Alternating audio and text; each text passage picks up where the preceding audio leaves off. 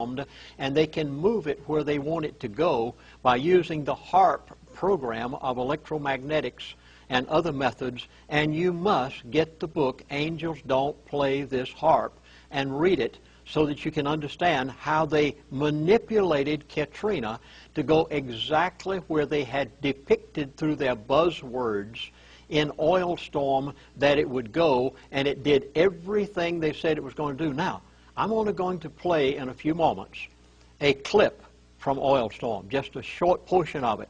I beg of you to go to your movie house, wherever that you rent a movie or so on, you want to watch it at home, and look at the rest of Oil Storm, because some of the things haven't taken place yet.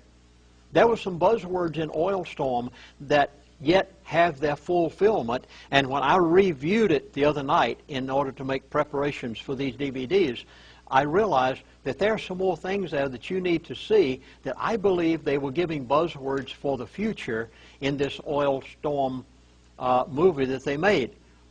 You'll never doubt it again. 2 weeks before, they told you everything that they were going to do. They showed you New Orleans and everything it would be. They told you to the minute detail what was going to happen. So here it is. I want you to watch this portion of Oil Storm, and then later on, I beg of you to go and get the movie for yourself and watch the latter part so that you'll know what they may be wanting to do in the future. For the past 100 years, oil has been the lifeblood of America. But in September 2005, a hurricane blew into the Gulf of Mexico that severed the supply of oil to the nation. This is a massive, everything we do every single day. And here came Julia. And all she was doing was just blowing wind. Devastating scenes are being reported in hurricane-stricken New Orleans. The loop pipeline that carries 1 million barrels of oil into America a day had been severed. Hurricane Julia unleashed a chain of events that would change America forever. Two ships collided at the Houston Ship Channel, a major artery for America's oil industry. Long lines of gas stations and panic at the pumps. The price of gas is high and getting higher. People were in a sort of a panic mode. People were bringing plastic milk jugs in, filling them up with gas. It was chaotic, and I didn't understand how people became so desperate and treated each other with such a disrespect.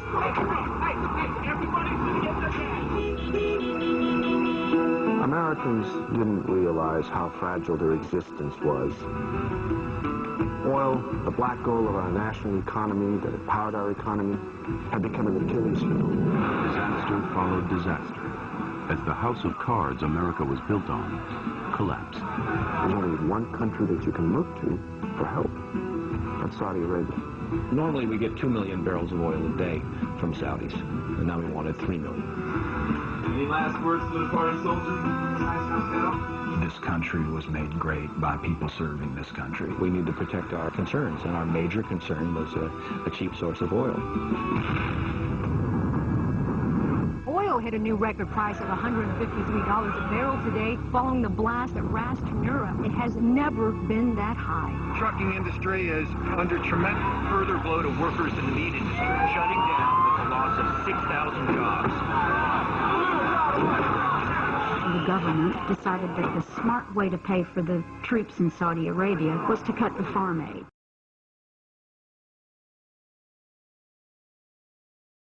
Way to pay for the troops in Saudi Arabia was to cut the farm aid. It was inconceivable to me that in the 21st century that someone is getting frostbite in their own home. How did something like that happen? And how do we give oil that much power over our lives? Why isn't anyone in Washington talking about this? It probably will be viewed as the worst disaster on American soil ever. Friends, pray with me for the well-being of every man, woman, and child.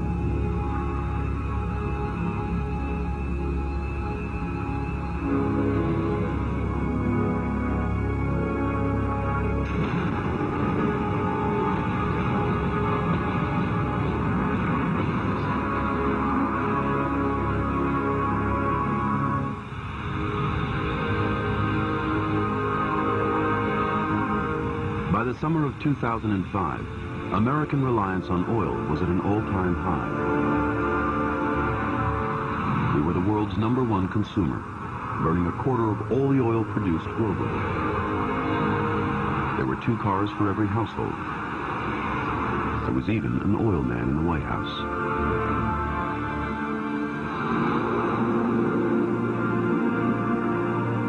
For decades, experts had warned of the day when the supply would run out.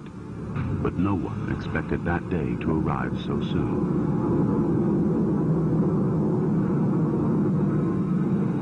Off the coast of Louisiana, a Category 4 storm was brewing.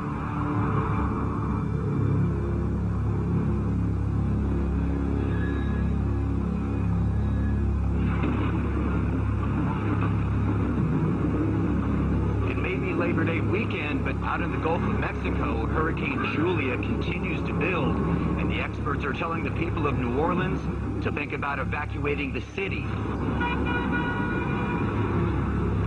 Joining us is Frank Milner. He is the Director of Emergency Management right here in Jefferson Parish. And Frank, what do you say to the folks who have not yet evacuated?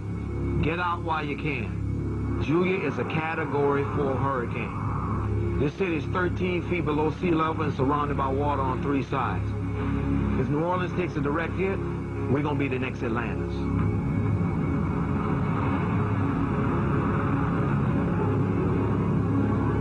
While the nation worried about the threat posed to the people of New Orleans, the fears of those in the oil industry were focused on a few acres of marshland 60 miles further south.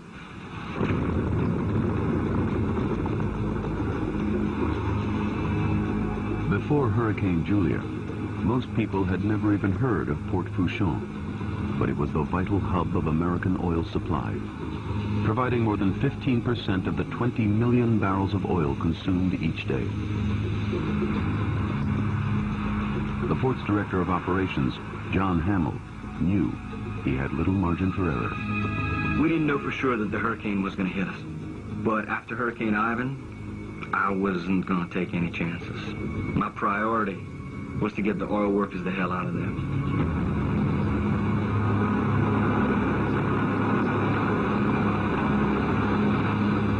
Of course, the evacuation process would save the men, but it wouldn't protect the billions and billions of dollars of oil and the drilling infrastructure out there in the Gulf of Mexico. We extract 1 million barrels of oil on the rigs supported by the port. That's the bulk of deep water gas and oil production out in the Gulf. And then on top of that, over 1 million barrels of imported oil comes through the port. That's 13% of the nation's oil imports.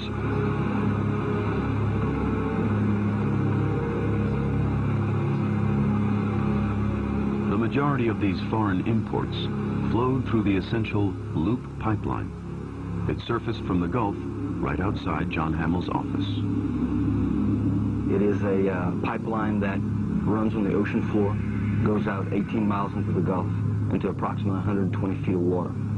Super tankers, ships pull up from all over the place, attach into it, and then we process it through Port Fourchon. And from there it's distributed domestically to 30% of the pipelines out into the United States of America. 1 million barrels a day. That evening, government officials met to discuss emergency management plans for New Orleans and Port Fourchon should Hurricane Julia strike. Representing the Department of Energy was Undersecretary Jack Roden. We had been following Julia for several days. We had avoided Key West and gone between the narrow straits between Key West and Cuba. So it was time to really be concerned about it. I knew that if the port were devastated, that it would blow a hole in the American economy and that it would affect the livelihoods of everyone in the nation.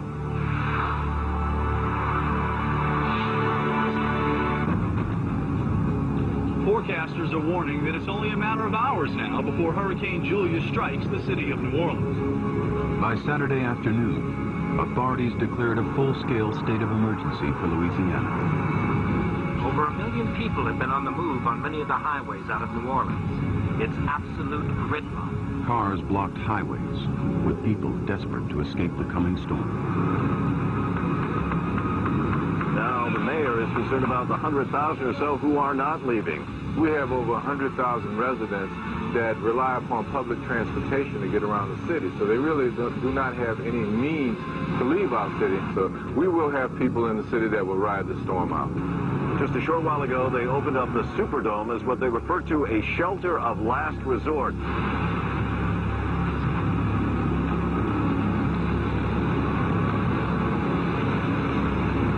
I live only a few miles away from here. I was born and raised here. I wasn't sure that my people or the people who live down here would actually make it. I knew that potentially tens of thousands of people were going to die. At 6 a.m., Hurricane Julia made landfall, directly hitting Port Fourchon.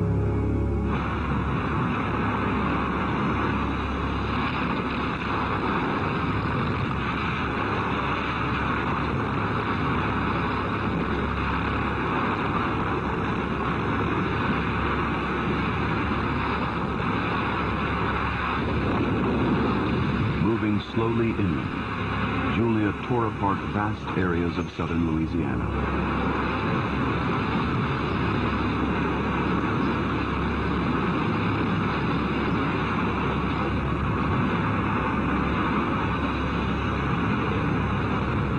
Devastating scenes are being reported in hurricane-stricken New Orleans. Hundreds are feared dead, with emergency services unable to cope.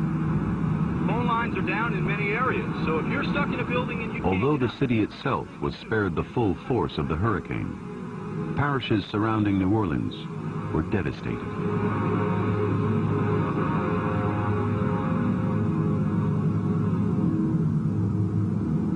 It's never going to be the same again. Many people were lost. And you can't retrieve lives. In Louisiana, 1,476 people would die at the hands of Julia. But the oil crisis that followed would claim tens of thousands more lives in the months to come. That Labor Day weekend, with lines of communication cut off, government officials had no way of knowing the extent of the damage. Everyone was desperate for information. I wanted to give the Secretary of Energy and the President of the United States the best possible advice I could give. But my advice and my counsel was dependent on information from Port Fourchon.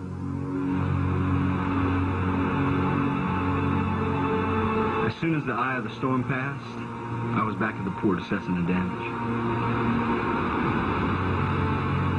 The port was an absolute mess. Entire platforms had simply disappeared.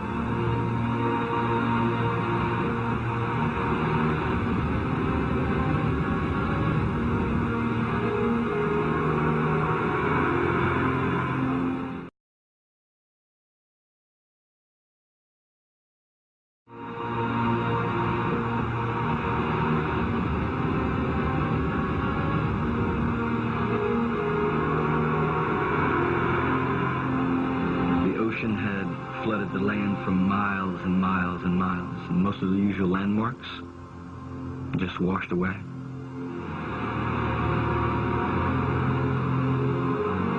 The Leeville Bridge, the only thing that connects the port to the rest of Louisiana, gone. But then the worst news came when I got back to dry land. The loop pipeline that carries 1 million barrels of oil into America a day had been severed. Done. When John finally reported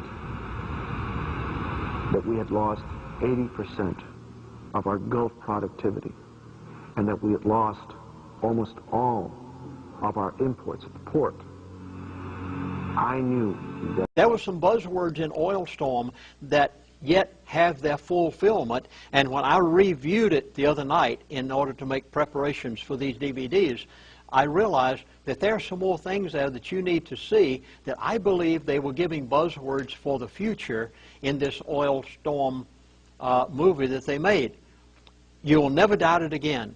Later on, I beg of you to go and get the movie for yourself and watch the latter part so that you'll know what they may be wanting to do in the future. For the past 100 years, oil has been the lifeblood of America. But in September 2005, a hurricane blew into the Gulf of Mexico that severed the storm that it would go, and it did everything they said it was going to do. Now, I'm only going to play in a few moments a clip from Oil Storm, just a short portion of it. I beg of you to go to your movie house, wherever that you rent a movie or so on, you want to watch it at home, and look at the rest of Oil Storm, because some of the things haven't taken place yet. 2 weeks before, they told you everything that they were going to do. They showed you New Orleans and everything it would be. They told you to the minute detail what was going to happen. So here it is.